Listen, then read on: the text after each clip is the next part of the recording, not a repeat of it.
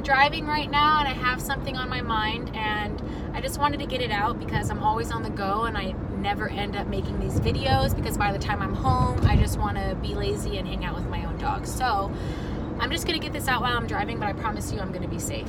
So a lot of people right now, a lot of my clients and a few people that are messaging me right now are in struggle season. And when I mean struggle season, I mean they got puppies at the beginning of the year, probably around February is when a lot of my clients got puppies. And right now they're in the stage where their puppies are either driving them crazy because they're going through a teenage phase. They're right around 9 months old, so that energy is kind of perking up a lot, and they're really struggling. And they're struggling probably because they didn't have their own set of routines set up. They didn't set boundaries. They didn't do all of the things in the beginning that they were supposed to do. Or not supposed to do, but what they should do if they wanted a dog to be well behaved, not drive them crazy. You know, there's totally options. You could either be very structured, have a lot of boundaries, and tell your dogs at all times what you expect from them, or you could wait until they're driving you crazy and then try and set the boundaries. Which one is going to get you the results you want quicker? You can, you know, find that out. So what happened is now they're at the stage where they're really frustrated. Their dogs are driving them crazy, whether that's still having accidents in the house, barking at everything that walks by, pulling on walks, being super reactive to other people or dogs when they're on walks, all of the things, you know. And what I see, unfortunately, is the dog just gets put in the crate. The dog just gets put in the crate, stays in a playpen, out of sight, out of mind. If you're working in the office and you have stuff to get done and your dog is just going crazy, even if they've done their walk, they likely have all of this pent-up energy. And what people aren't understanding is, and I say this with the most love that I have in my heart as possible, but your dog is a direct reflection of you. So if you're feeling chaotic, your dog is chaotic. If you're feeling stressed because it's back to school, or because you have a deadline coming up, or because the holiday season is coming up, and that usually triggers some stress in a lot of people, especially if they're parents, your dog is also going to be feeling those same feelings. So as within is without is one of my favorite quotes. Whatever you're feeling inside of you is going to be showing on the outside. And unfortunately, since your dog speaks through energy, your dog is picking up your energy, whatever energy that is. And I'm talking to the people that feel like they're in a season of chaos right now. Your dog is picking up on that and they're reacting to that energy. So I just want you to be a little bit more cautious of what your role is in all of this. So I want you to be honest with yourself. Are you doing the work?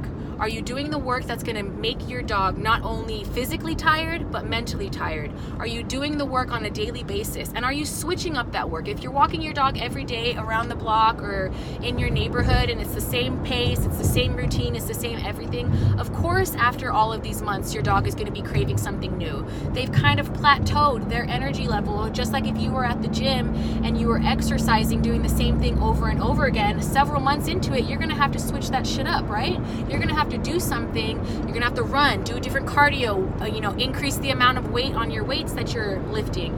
Your dog needs that same shit. Your dog needs to go to a different place. They need to be mentally stimulated by different activities, different adventures. They need to meet new people. They need to meet new dogs. They have to be going through many, many different scenarios so that their energy level, not just physically, but mentally as well, is at a great level. So if you don't know what work you need to be doing, or if you're not sure that you're doing it the right way, this is information that you can get in my course, Dog Parent Experience. You can go ahead and check out my website for more information, but this is something that is extremely important that you have to do. You have to do the work. And if you're doing the work and you're switching it up and your dog is still driving you crazy, then you need help. You need to, if it's something that you're very busy and, your schedule only allows you to get your dog out certain times of the day or for a certain amount of time throughout the day, you need to get someone to help you so that your dog can stay on a consistent schedule. If you can't do 60-minute walks, fast-paced walks for your dog because of work or because of the kids or other obligations, just hire someone to do it for you on a consistent basis so that you don't have to be going crazy. And what's going to happen is a lot of the people that hear that think, well, I have people in my house that can do that. Well, I have my husband, or I have my kids, or I have my girlfriend or my boyfriend. They should do it. But are they? let's be real, are they doing it? And when they do it, are you able to feel this sense of relief, like, oh, that's done? Or is it more energy to get that person to do it than it is to just do it yourself? And if it is, just pay the money. Just pay it, guys. You get what you pay for. And you know, I made this mistake when I first became a dog parent. I was in college, I broke college student, and I just didn't think I had the money for it. But shit, if I would have just spent that money, my dogs wouldn't have gone through the things they went through. They wouldn't have had the behavior problems. They wouldn't have been driving me crazy when I got home for a lunch break and I just needed to chill. You know, just hire some help. And if your husband or your kids or someone say, I don't want to walk the dog, I don't want to do this, hire someone, and you're upset, that's a different conversation. That's you needing to sit down with your family and say, here's what people are responsible for. But it's not a conversation of needing help. If you just want help, hiring someone is the solution. But if you want your husband to help, or your wife to help, or your kids to help, that's a different conversation. And I'm not going to get into anyone's business here, but I hear far too often, my kids don't do anything. My kids never help me. But I'm sorry if I'm being a little too harsh right now, but when I was a kid and when you were a kid, we didn't have options. We just did the damn thing. So it's also about a different conversation. This is a different thing. So if your dog is triggering you, take a second. Is your dog triggering you, or is it something else that's pissing you off? So for me, if I were to just put this on Tony, if I get home and I'm tired and I'm like, oh God, I just walked a million dogs, I just want to relax, and I get home and my dogs are going crazy. They're just like, Mom, you're here, da da da, and then they accidentally knock over the food bowl or the water bowl, and I'm like, Jesus, I just got home, da da da da. I'm upset. What's the actual problem? It's not the dog at all. It's one, there's a lot going on. There's a lot of energy. I could have been frustrated from work. I could have whatever, the drive, traffic, you know how it is in LA. But really, I could go and say, Tony didn't walk the dogs. I've been gone all day. Tony didn't walk the dogs. What's the problem? No, it's not Tony. It's that I should have set something up where I had someone reliable, consistent, who would have done the job no matter what. If you hire someone, you know no matter what, it's going to get done. Oh, no, Tony didn't get called into work. Our dogs didn't do something that got him caught up in the morning and now he's running behind. No, that's not what it was. Almost missed my thing. That's not what it was, right?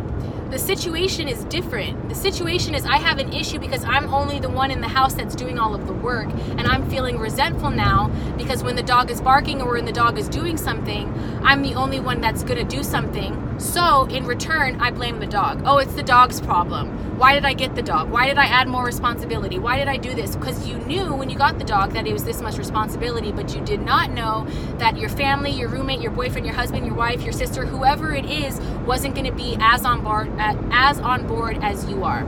So I just wanted to point that out. If you have a dog who's driving you crazy and you need help and you have a dog walker, ask them for more. If you have no dog walker, get a dog walker. If you have someone in your family who isn't helping you as much as you want help with, then you guys need to sit down and you need to be honest with each other and with yourselves. Who's doing this? This is what I expect of you. And if you don't do this, this is going to be the result of it. All of these things need to happen. And if you guys need any kind of assistance, how to bring this up to someone in the family, another easy way, if you're passive, bring someone in, a third person who doesn't mind saying, this is what needs to be done, this is what needs to be done, and this is when you need to do it. And the last thing that I want to leave you guys with is energy speaks louder than words. So even if you're extremely frustrated, or if you're anxious, or if you're stressed, or your dog is driving you crazy, but you're trying to keep a cool face and you're trying not to make them realize that you're upset or whatever, your energy is speaking so loud. So even if you're saying, you know, if you're walking and you want your dog to be still and you're just asking them, hey, you're just doing the corrections, you're keeping them close, but your energy is so frustrated, your energy is so over it, your dog's gonna feel it. And your dog is gonna react to your energy and not your words. So I really know I went on a rant here. I wanted to keep it a few minutes, but I just go on and on. You know me, I got a lot to say. But this is something that's really on my mind because I'm in that season where not only is it back to school, parents have a lot on their hands, but also their dog that they got 5, 6, 7 months ago hasn't had enough structure, hasn't had enough routine, and it's showing.